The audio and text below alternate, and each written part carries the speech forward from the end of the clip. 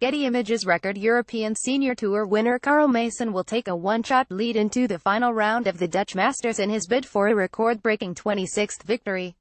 The 64-year-old carded his second consecutive round of 70 at the Dutch, 1 under par, for a 2 under par total, 1 stroke ahead of American Clark Dennis, who will go in search of his second victory of the season.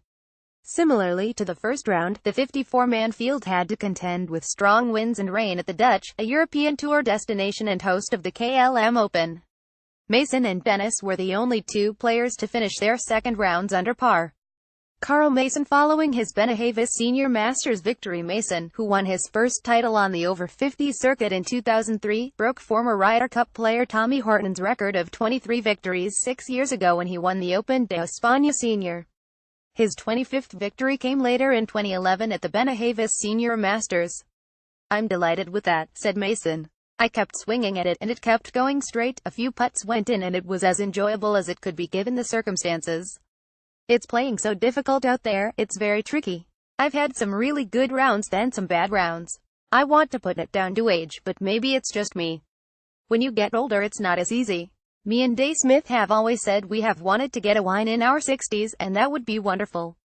I appreciate how good these guys are now, so I'll go out there and try my best."